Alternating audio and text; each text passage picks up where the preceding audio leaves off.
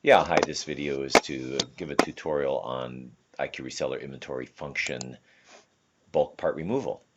Um, the difference between part removal and breakdown is breakdown will always move the parent item to inventory history, which is where it'll stay forever, and removal will leave the parent item source part in current inventory.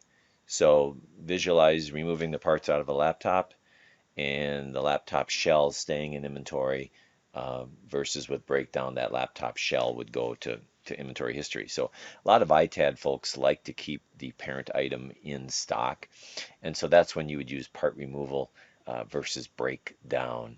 Now the beauty is of this is that with the bulk, it lets you do it to multiple items. So bulk meaning multiple. So if I go ahead and select these, or in IQ Reseller, you can do the function called the click shift click, which is a standard Windows function. So I could just click on this one, and if I wanted to grab all of these down to here, I'd hold the shift key down, and now I've selected all of those. When you're going to do the bulk breakdown, one of the requirements is that it has to be from the same PO. So you see here that these are all from the same PO 155, which is really common where you're going to get in a pallet load of laptops or servers.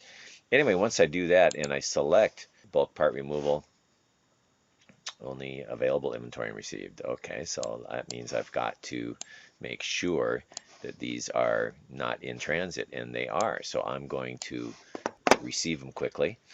This is real life stuff you're going to run into. So if I can go here and just go view the PO, and I can click the receive all button, and I'll just quick receive them. Then we can go back, and I'll just refresh the screen. So here we are, and I can just do this and hold my shift key down and say, okay, I'm gonna grab those. You can see that they're all available and received now. So I just go here and select bulk part removal. Now what's really cool is you can see here's the parts I selected over here. The other way you can do it is you can add to this list. So if you've started doing it, you can literally scan IQ Reseller labels. So even if you only picked one, you can then go ahead and scan other ones and add them in there. No problem. It's kind of a really handy feature that you can just literally scan the inventory ID and add them to the list. And then you'll notice here that I have a material list, which is like a bill of materials, and I could certainly add all of them. You'll notice that on the memory kits, there's two DIMMs, and so if it brings it down here, it's going to do two DIMMs for every one of these items.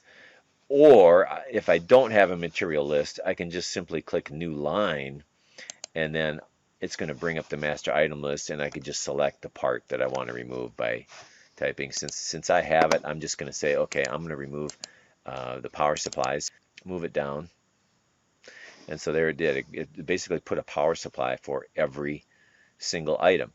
Or I could just click add all, and it would literally take the entire bill of materials and add them all down here. But if I'm just going to do that, and I'm going to remove the processors, now I've done that. And then I can, if I want to, go in here and actually, serialize each one of those if I want to now, or I could, serialize them later, either way. But then when I click save, it's going to save all of those items and do all the proper part removals, and you're going to notice you get all of the audit trail in there. And if you've got your right click action audit trail enabled, and all I did was right click on the item, and I get an action table of who did what when in infinite detail. If you don't have this right click action thing, just create a support ticket and we can enable that for you. That is for the people using the two upper levels of IQ Reseller in terms of the subscription value. If you're at the base level subscription, you don't get that feature. But yeah, you just right click on it, and it's going to pull up every item and who did what to it. So you can see that that's all there, and so all the work has been done. Because you've removed those parts, you might want to change the attributes so they're still checked here, and you could go into inventory attributes and then change the attributes that would appear on those items. Otherwise, the parent item is going to stay in stock, and you can remove more parts from it later.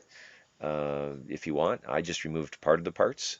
Or you could do a complete part harvest and go in and just do the the bill of materials and just say click add all over here, add all, and it's going to add all of these down below.